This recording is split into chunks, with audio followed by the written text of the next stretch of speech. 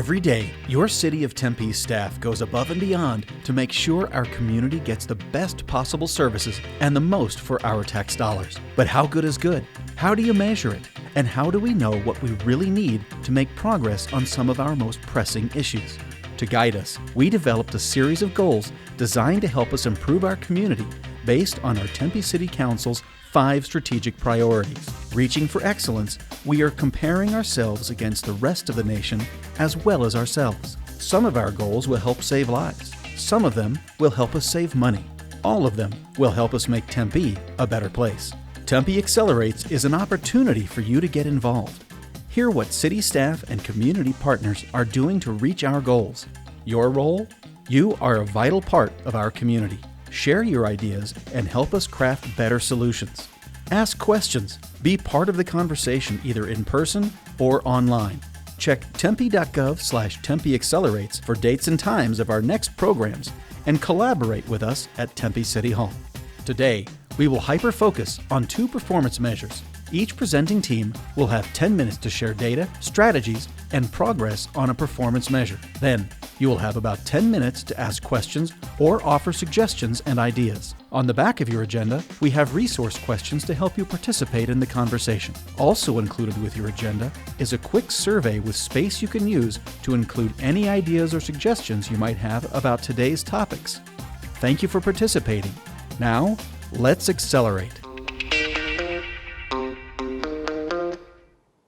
All right. Good afternoon, everyone. Welcome to Tempe Accelerates, our first presentation of the new fiscal year and our first in the temporary council chambers located at the History Museum. We'll be here through the end of 2019, most likely.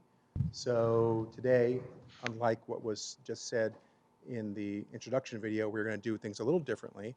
We're actually going to have one presenting team from the police department presenting on 3 different performance measures, 1.06, 1.09, and 1.10, crime reporting and victimization. It looks like they're all ready to go, so we welcome you here. If you think of questions, please ask them after they're done. There'll be one presentation, and they will take questions after the end of that presentation. And as always, if you think of things that you want to give in terms of feedback, there are forms in the back of the room for you to fill out if you don't get a chance to ask your questions directly to the presenters. So without further ado, please take it away. I'm Lieutenant Dane Sorensen with the PD. Carlina Orozco. And Josie Montenegro, Lieutenant with the Tempe Police Department. And today we're going to be talking about crime reporting and victimization and 3 performance measures that we have under there. All these performance measures fall under safe and secure communities, council priority. And for our first one, we're going to go through all 3. The first performance measure was on victimization. Basically, we were looking for ratings of no, whether someone was a victim or someone of their household was a victim of crime. And we define crime as violent crime as someone being robbed, physically assaulted, or sexually assaulted. And property crime as vehicles stolen, property or cash stolen, home burglarized.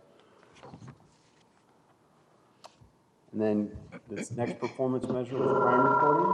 We wanted to achieve a response rating of no relating to crimes not reported to the police.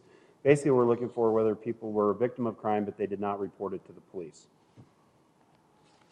And then the third performance measure was whether someone actually worried about being a victim. And when we were looking for ratings around whether they said they were never or rarely worried about being a victim. And the crimes specifically that we were looking at were getting mugged, being burglarized when they were not there, so they're home, being attacked or threatened with a weapon, having a car stolen or broken into, and being a victim of identity theft.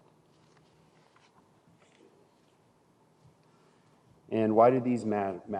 It's important for us in addressing crime, not only crime statistics, whether people were actually victims of crime, whether they reported it to us. It helps us understand maybe some factors why they weren't reporting it, especially with the fear of crime and things like that. And it's also important for us in understanding the level of fear in the community and how we can best provide services and maybe lower that level of fear. Just adding to this one, the importance of addressing crime. Tempe PD is a department that uses intelligence-led policing, and with that, the data is crucial. we need to know where the crimes are occurring so then we can strategize in order to determine what's the best way to combat those issues. So that's part of why we need to make sure that everyone is aware of why we need everything reported. Everything is important, but then also it's important to know why people are not reporting crimes, and determining why they feel this way then allows us to provide resources to encourage them, and building the relationships with our community then allows for better reporting as well. Okay, so next we're going to focus just a little bit on the data, and first we're going to start with victimization. So based on the 2018 community survey, approximately 92% of our respondents reported that they were not victims of violent crime. In terms of property crime, roughly 82% reported that they were not victims of property crime. And although you can see that we are slightly under our targets that we have in terms of those who were not victims of crime, we are roughly doing very well in terms of being on target, over 90% for violent crime and over almost 82% for property crime. So again, going in the right direction, but always opportunity for improvement there. So in terms of some demographic differences among our respondents, for those who reported that they were victimized, on the left you can see some property data, and on the right regarding the violent crime. So across both violent and property crime, consistent with what we see nationally and in the literature on this topic, males have the highest reported victimization. Again, that is consistent. We also see that property victimization is highest for the age group of 45 to 54. It's really interesting. We don't know exactly why that is. It could be because of home ownership rates. It could be some other variables that maybe we're not tapping into as to why this is higher among this age group. And we also see, consistent with national trends in the literature, that violent victimization is highest for the age group of 18 to 34. Typically, we look at the age range, maybe 18 to 22 or so, which is really peak victimization, particularly for males. But we can see largely it's our younger individuals who reported violent victimization.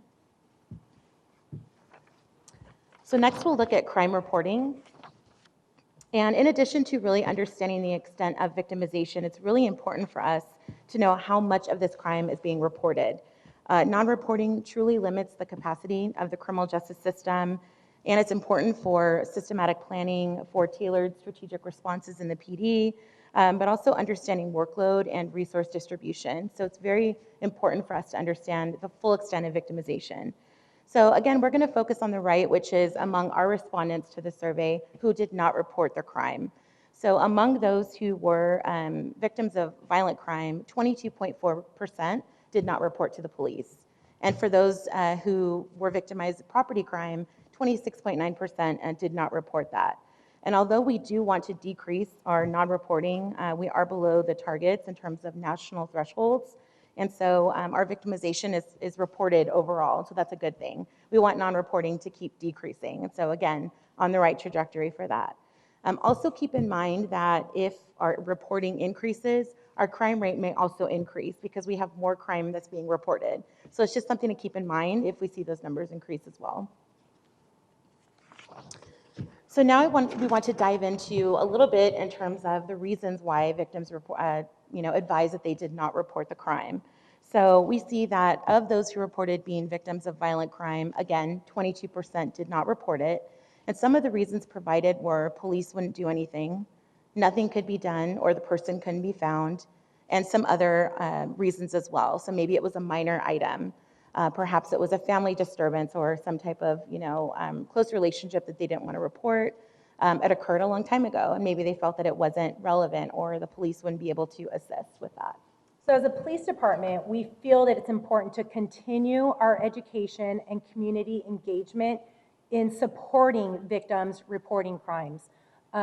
We as a police department have seen the numbers increase with the Me Too movement, and it's the starting point of those victims at least reporting the crime, because we still have a high number of those victims who don't want to do anything else with the report. They don't want to aid in prosecution, they don't want us contacting the other party, but it at least allows us to know the problem and then also start providing resources. There's a lot of our community members that are unaware of all the additional resources the city has to offer, and so through that community engagement, as we continue to just enhance the relationship that we have and encourage others, we are getting more and more reporting, not just sexual assaults or sexually related crimes, but other crimes, because property crimes are just as important. We need to know where everything is happening so that we can then fight those issues. And there's some other things to note in terms of reporting victimization that perhaps we're not tapping into currently with our survey, and that is the seriousness of the incident, any past victimization that may impact their perceptions or reporting, and again, interactions with the criminal justice system. So we may not be tapping into those, and those may impact reporting as well. So this is for property crime. So of those who reported being victims of property crime, which again, as I mentioned before, is a little bit higher than violent, 26.9% did not report the crime. And the reasons provided were a little more extensive. So again, too busy, police won't do anything, nothing could be done, or the person couldn't be found, not important, and some other reasons that were filled in as well. So gone on vacation, perhaps resident was gone for a week and returned and found that something or their home was burglarized, and so they thought, well, it's been too long, so I'm not going to report this. They implemented measures themselves, so perhaps they implemented a security system or some other mechanism to aid in that. Minor items, a lack of trust, and occurred a long time ago. And I want to give a real-world example, especially for the property crime, because probably a lot of people sitting in this room think, if your house was burglarized, I would definitely call the police, make sure that I reported that, right? So a few years ago, I was working a task force that was actually in the neighborhoods just south of Southern, and we had picked up on a guy that didn't look right for the area, and we ended up making contact with him, and he admitted to doing some burglaries in the area. And we were able to find the reports and verify, hey, yep, there were some burglaries that he had done, and it was an unsolved case. Well, then we started driving him around. Hey, are there any other homes that you may have been involved with? And he started pointing out homes, and he started pointing out more homes. And we went all through these neighborhoods, had no idea that we even had a crime trend, and not sure if he was actually telling us the truth. But then when we circled back with those people, oh yeah, my door was kicked in, or someone snuck in, they just took something off my kitchen counter. I never thought it was important to call. We had a crime trend, and we had no idea that it was occurring, and we basically got lucky doing good police work and just seeing something that didn't match the neighborhood, making consensual contact, and it turned into a very good case against someone that was conducting a crime spree over the summer, and we had no idea. So next we're going to talk about worrying about being a victim. So this really taps into fear of victimization or fear of crime. And I know this can be a little bit complicated, so we'll talk through it. But again, our performance measure is based on individuals reporting that they never or rarely worry about the following or worry about crime. So higher percentages indicate less fear. Although we have relatively low victimization, it's really important that we address fear of crime. It can be harmful, it can be debilitating for community members if they're fearful. It can prevent the development of pro-social networks in the community as well. So in an effort to reduce harm in Tempe, we wanted to examine the level of worry a little more closely to really understand how our community members are experiencing it. So as you can see, for getting mugged, our baseline is 66.2%. So about 66% of our respondents report that they never or rarely worry about getting mugged. Our target is 70%, so we are below that target, but we're heading in the right direction, and it's a great opportunity for improvement for us. The same for having home burglarized, below that target as well, having cars stolen or broken into. But we are exceeding the baseline for being a victim of identity theft. So close to 40% of our community members never or rarely worry about being a victim of identity theft. So again, higher percentages indicate that our respondents are never really worried about this. So because this is a major priority for the police department, it's one of our key initiatives. It's very important for us to continually look at these measures. And then just some demographic differences among the respondents in terms of being worried about being a victim. So it's pretty comparable across types, but we do see that males are slightly less fearful of being mugged and more fearful of other crime types. It's about a 0.2 to 4% difference. We see that residents over the age of 65 are more fearful than other age groups. This is consistent with what we see in the literature and nationally. Typically, those who are victimized the least are the most fearful, and that's the age group of residents that are over 65. And also, we found that long-term residents appear to be less fearful, but we do see within that group of long-term residents some within-group differences in terms of property and violent crime. There's also things that we can't measure that may be affecting fear of crime. So actual or perceived disorder. Do I perceive that my community has a lot of disorder in it or a lot of incivilities? Also social cohesion. Am I close with my community, which in turn may make me less fearful because I feel supported by my neighbors or that they're looking out for me. And also past victimization may impact fear of crime as well. All right, some strategies that we do to combat crime and the fear of crime are community engagement. That's through visibility, through officers out in the community every day that are enforcing or doing things that make us so we are able to gather intelligence from the community. It may be on a call for service. It may be just Game night, just meeting with neighbors, different forums, even being here today, starting the education, or not even starting, we have the education already started, but improving on the education piece and tactics, safety tips, how to keep yourself safe, or even your home. We have our crime prevention unit that does a lot of CPTED, which is crime prevention through environmental design. And so they're able to go and meet with residents and let them know what's the best way to keep your home safe and keep burglars out, what prevents them from targeting their homes. Also with the enforcement, if you wanted to continue. Well, and you talk about the data-informed approaches too. Like we were talking about, when people do not report what's going on, we don't know. So monthly, we have a meeting where we go over the monthly trends, long-term goals, and set actual strategies to employ not only our patrol people, but specialized units, the detectives, and what kind of cases that they're going after. And it's always data-driven for the long-term approach. And obviously, we deal with the day-to-day disorder that we come across that isn't really, you don't see it in the long-term sort of data. Also, enforcement, like agency partnerships. We do that with task force, with MESA, with the air unit that they have. There's tons of different resources that we use across the valley with officers embedded and detectives embedded and information sharing and community and task force with other agencies.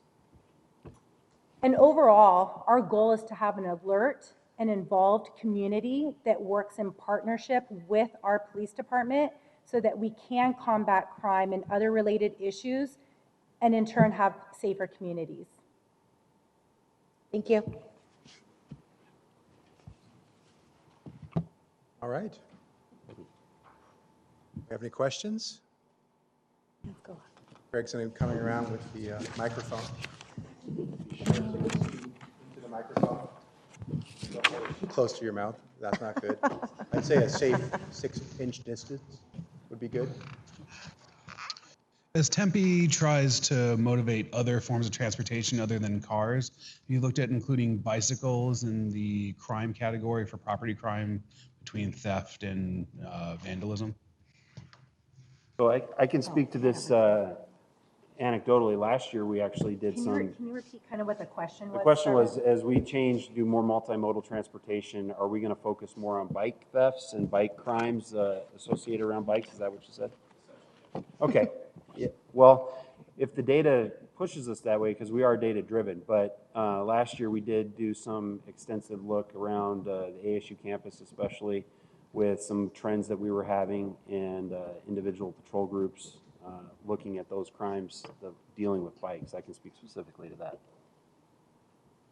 And also as the crime analysis unit, we're constantly looking at the data to see if we can identify any emerging trends in terms of bikes, whether it's bike thefts or anything like that. So we're also looking in the data to see if anything's emerging that's maybe out of the norm for us as well. And we have done things in the past, especially if you want to just talk enforcement, the bait bikes in the downtown along the light rail. We were very, very high enforcement looking with that, trying to target people that are actively stealing bikes and typically selling them after the fact. And just to add to that, education is also a big part. I know we partner with ASU and our social media for the PD on stressing the importance of having a quality lock and locking up the bikes. Not all bike thefts are related to ASU students, but it is a high number related to ASU students. And a lot of them are either unlocked or just poor mechanisms. Sometimes the bikes have locks on them, but not actually secure to anything. So it's only a part of it, but education and safety tips on preventing the bike thefts as well. Is that what you're looking for?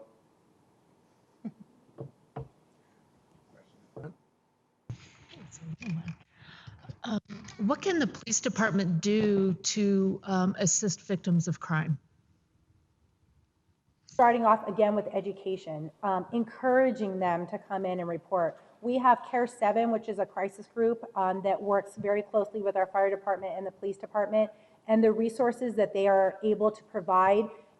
We have a victim advocates group, and so they can walk them through processes of, one, even reporting crimes, two, if they need to get an order of protection or an injunction against harassment, or even if it comes to other needs, if they need housing or food.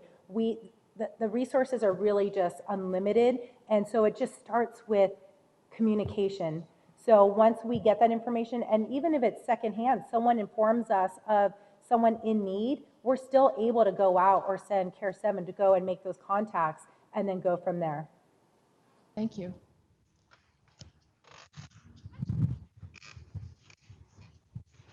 Other questions? While you're thinking about it, I have a question that just kind of came up as I was thinking about this. If we know that there's a certain percentage of people who are victims of crime who don't report that they are victims of crime because they tell us in a survey that they were victims of crime but they didn't report, do we have any sort of statistical information or assurances that the reporting in a subsequent survey that you were a victim but didn't report is in itself underreported? In other words, if you were a victim of crime and you maybe feel a sense of, fear or shame about being a victim, would it be less likely that you would also tell someone after the fact that you didn't report as well? And is there a way to kind of statistically account for that in terms of the number we get may actually be higher? I mean, it's possible. We would have to look a little bit more closely at the data and see if we can, identify that. I know nationally we do see that in some analyses of victimization data. So It's very possible that that's the case in the city as well. And it's certainly something we can explore with the. But again, even with some of the responses, some of it has to do with the fact that they think that the police don't feel that it's important, or too much time has passed, or it was minor property. And so that is the educational piece that we stress, and we want to continue stressing that it is important. We do want to know. So some community members think that they are wasting our time. They say they have more important things to do, when in reality, we feel every call is important. Every crime is important. And we need, not only do we want to go there and help assure that the victims know that we want that information, but we also need it just so that we can strategize on how we want to serve the community.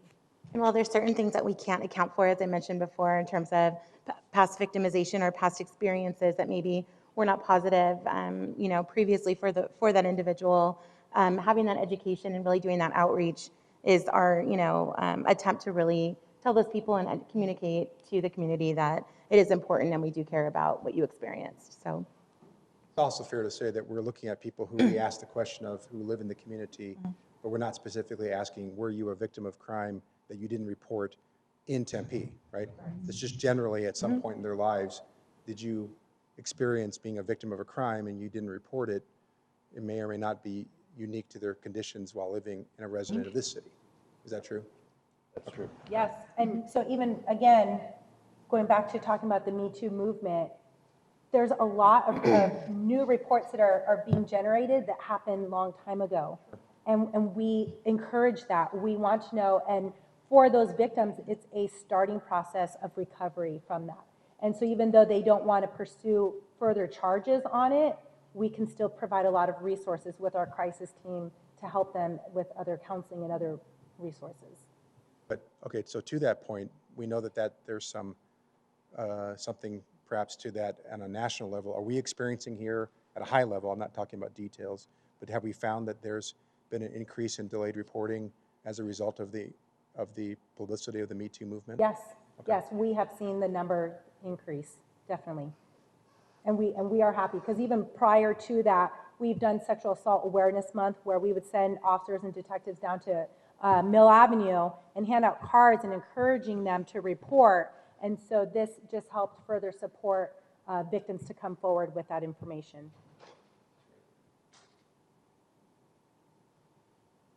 So I don't have a question. I just wanted to inform. I work for the city of Tempe and Care 7, and I'm their counselor. So victim of crime counselor. It's a brand new position. It was created by the Victims of Crime Act. It's part of a grant, not necessarily a city employee, but through a grant. So in addition to our victim services, our crises, there's a very seamless then services for our clients. Once they've met with our Care 7 staff, either through the van or victim advocates, they make a recommendation or a reference or referral to me for services. So right now there's only one of us. We're expecting that there would be more in the future. Thank you.